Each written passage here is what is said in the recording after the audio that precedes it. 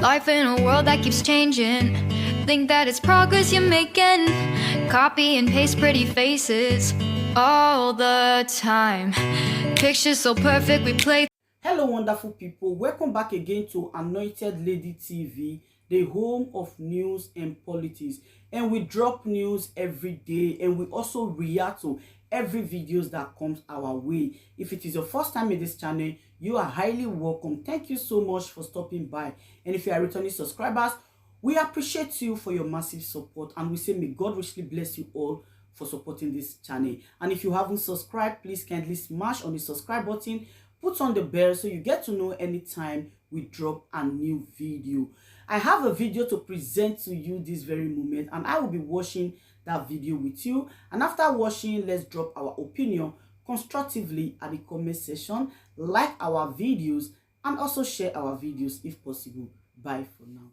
Let's begin what's trending in Nigeria with reactions trailing the Anambra governorship election and several glitches that occurred on November 6th, which led the polls to be declared inconclusive.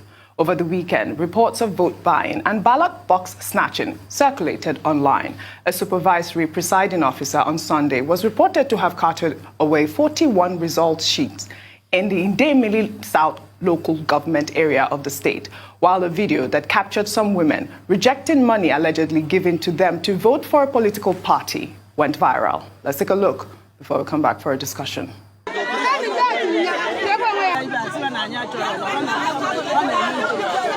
APC na yende mmadụ 5,000. Oh, you na-eme. APC na yende mmadụ 5,000. APC na yende mmadụ 5,000. Yes. APC na-egote vote.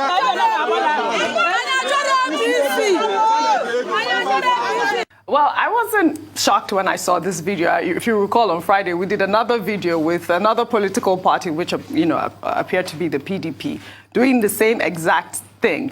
But, when I read that the APC was accusing the current governor of massive rigging of the election, would put Soludo right now in the lead, I was like appalled, juxtaposing it with this video, Tundra Biola.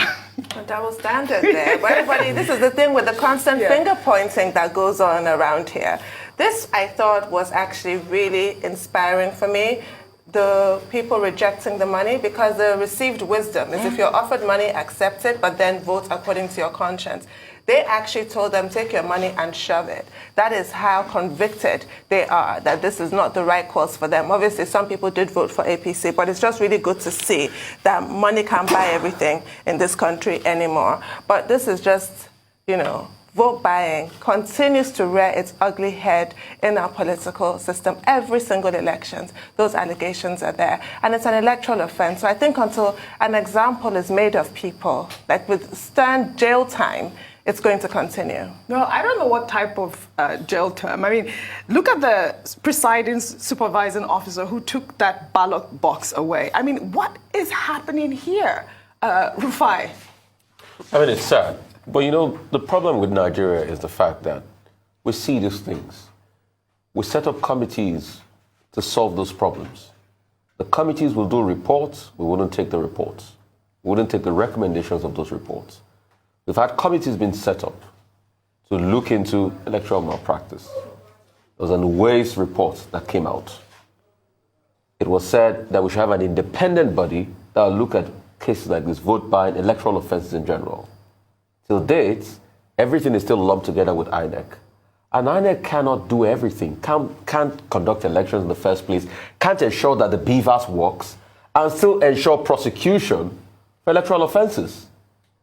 The report is sitting there gathering dust over the years. That report came out after the elections that brought President Umar Musa Yar'Adua of blessed memories, and he came out to say the elections that brought me in were fraught with irregularities. The waste report was set on, nothing has been done. So we'll constantly see this unless we fix the problems we have on ground. Yes, we can say vote buying and everything, but how about appropriate bodies to prosecute them? Are they adequate? Secondly, it goes to show that we are still transiting the process of political maturity. The fact that opinions and ideologies and projects and manifestos don't count. It is about people bribing people and electoral officers snatching ballot boxes and all sorts of claims and counterclaims like it happened in Anambra North, that is still heralding our politics, and that's a big problem. Thirdly, it shows that INEC needs to go back and stop being bullish and take lessons.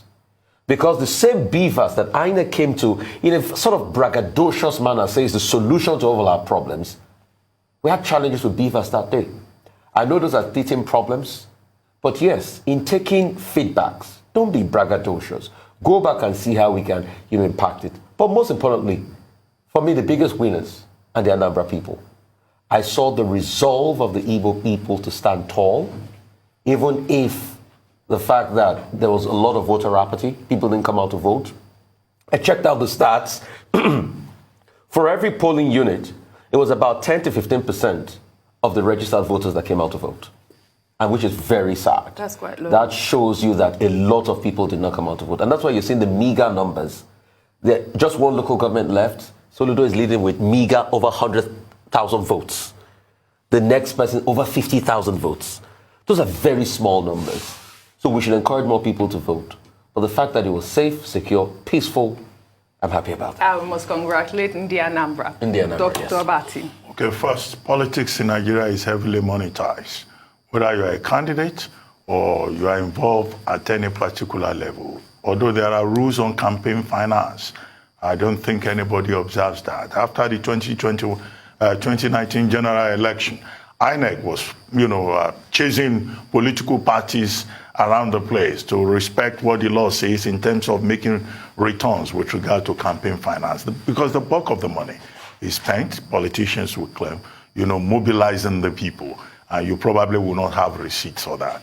But the example that we had in Anambra, whereby you had a group of women who refused to collect money, I think that that's an interesting development. I think it's the kind of development that we would like to see in more places. But the only way you can get that can be for a number of reasons. One, if the people themselves have a stake in what is going on. If you go, for example, I guess, to Isofia, that's Charles Soludo's territory, and you want to give his own kinsmen, his own people money, they are likely to say no. Perhaps if you go somewhere else, they probably will collect the money. But the pattern we would like to see will be the people rejecting monetary inducement for them to vote. That way, if they refuse it, then they can make an informed choice. They can exercise their right to vote in a free manner without anybody trying to force them in any particular direction.